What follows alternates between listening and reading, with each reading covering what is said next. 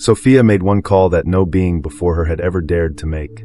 A call straight to the monad, the source behind every god you've ever heard of. And that single call cracked reality clean in half. You're still living inside that crack right now. Every ache you've ever felt for something bigger than your ordinary life, every quiet pull toward a truth you can't quite name, that's the echo of what I'm about to tell you. You've probably heard the word Sophia tossed around in spiritual circles. Wisdom, the divine feminine, a pretty concept printed on a candle label or a journal cover. But the real story behind her call, the one buried inside ancient esoteric teaching, passed quietly between people who weren't allowed to speak it openly, it's darker, stranger, and far more personal than anything you've been shown. This is a story about longing so powerful it broke the structure of the divine itself. And by the end of this video, I promise you, you're going to see that this story isn't ancient history sitting behind glass in a museum.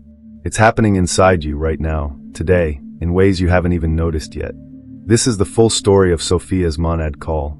Stay with me until the end, because what happens next is going to shake something loose in you that you didn't know was sitting there. So what actually is the monad? You need this piece first, because nothing else in this story makes sense without it. Forget the image of an old god with a beard sitting on a throne somewhere above the clouds. Forget names. Forget religion completely for a second, because this idea sits underneath all of that. The monad is older than all of it. It's the silent, formless source behind everything that exists. Not a being with a personality, not a character in a story, but the still ground that every being eventually comes from. No shape, no gender, no history, just pure, quiet, infinite potential, sitting before the beginning of anything. I remember the first time this idea actually landed in me, and it didn't feel like learning a fact. It felt like being humbled in a very specific, very quiet way. Because if the monad is real, then every god you've ever prayed to, every name you've ever whispered toward the sky in a hard moment, is really just one small ripple moving across a much deeper, much older ocean. That's not meant to shrink your faith. If anything, I think it's meant to widen it, to make it roomier, to remind you that the mystery you're chasing goes further back than any single tradition can hold. The ancient teachers who whispered this idea in hidden circles believed the monad didn't create the universe the way a builder constructs a house, piece by piece, with a plan and a blueprint. It didn't build anything at all. It overflowed, like light spilling out from a source too full and too radiant to contain itself. And from that overflow came something the old teachings called the Pleroma. Picture fullness. Not empty space stretching out forever, not a void waiting to be filled, actual fullness. That's literally what the word Pleroma means in this old teaching. A realm packed edge to edge with light and meaning. Inside this fullness lived beings called Aeons. I want you to think of them less like separate gods with names and temples, and more like living qualities of the divine itself, mind, truth, word, life, each one paired together with another, almost like a family made entirely of light instead of flesh and bone. Layer after layer, they extended outward from the monad, each new pair sitting a little further from the pure, silent source, but still completely part of it, still fully home, still fed by the same light. And the youngest of all these Aeons was named Sophia. Her name literally translates to wisdom. I'll be honest with you, because I think you deserve honesty in a video like this instead of a clean, polished lecture. Out of every single figure in this entire hidden teaching, Sophia has always been the one who gets me. Not because she's perfect, and not because she behaves the way you'd expect wisdom itself to behave. She feels the most human of anyone in this whole cosmic family. She's curious in a way that borders on restless. She's hungry to understand something deeper than what she's already been given. And that hunger, that exact hunger, is about to change absolutely everything. Here's what almost nobody tells you about Sophia at first glance. She wasn't content to just know about the monad secondhand, through her partner, through the proper structure, through the correct and orderly channels everyone else seemed satisfied with. She wanted to know the source directly, personally, without anyone standing between her and it, without permission. Does that sound familiar to you at all? Because I genuinely believe that exact ache lives inside you too, even if you've never had language for it before this moment. You felt it, that pull to skip the middleman entirely and reach straight for truth, straight for God, straight for whatever word you use for the deepest, realest thing there is. Not through someone else's book, not through someone else's experience of the divine handed down to you secondhand. Yours. Direct. Unmediated. That longing isn't evil, and I want you to hear that clearly, Because so much of religious history has quietly taught you to feel ashamed for wanting too much of the divine, for wanting it too directly, too soon, too personally.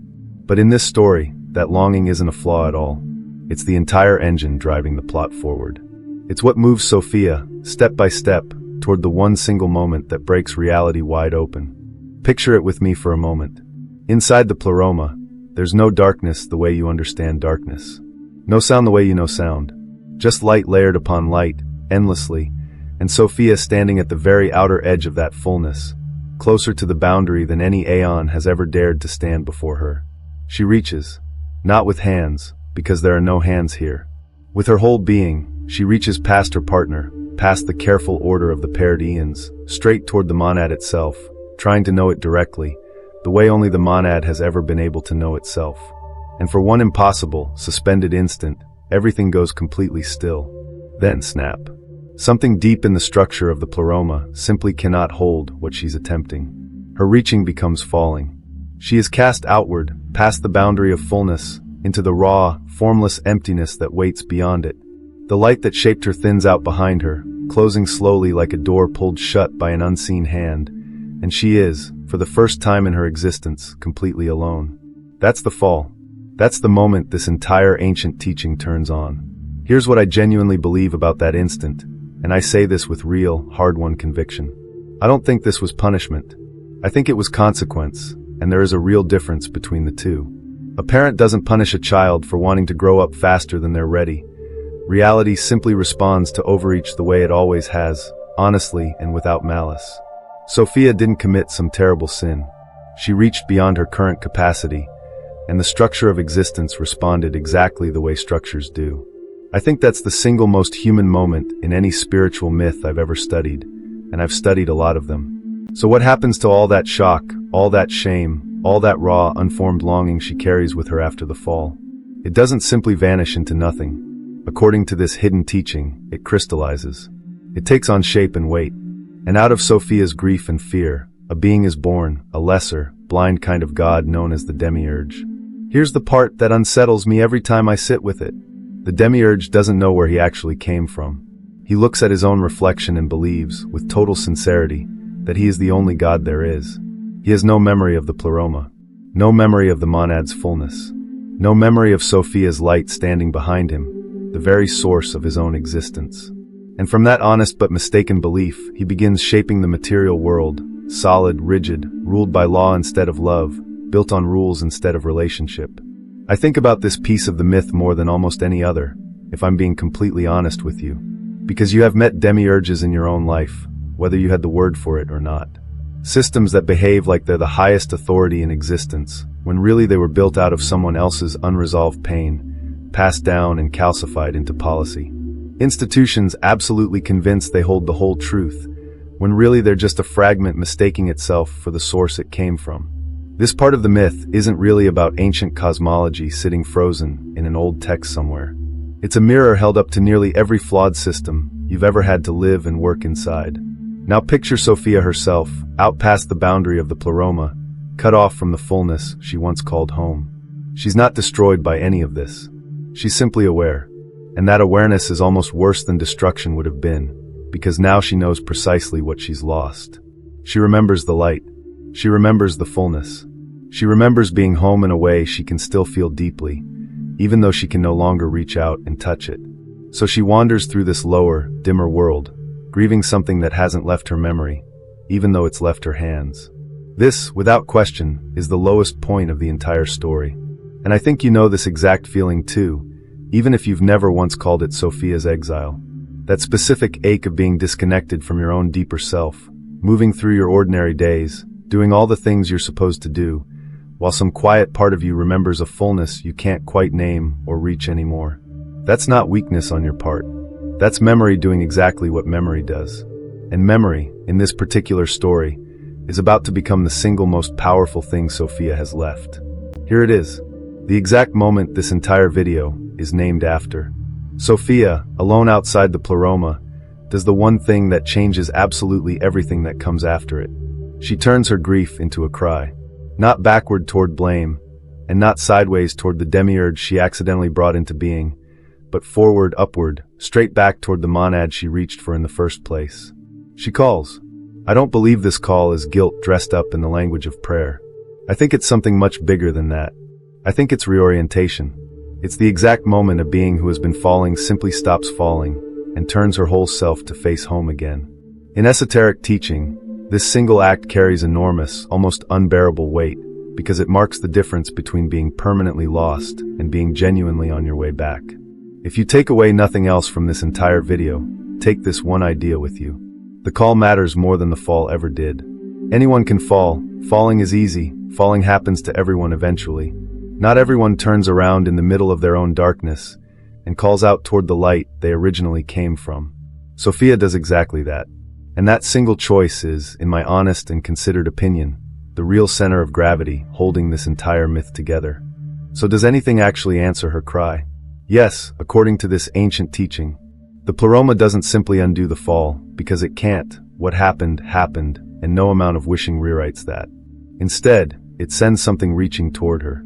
A being of pure form, a kind of redeeming presence, moving down across the boundary to meet her exactly where she is, not to reverse her story completely, but to begin repairing it from that exact point forward.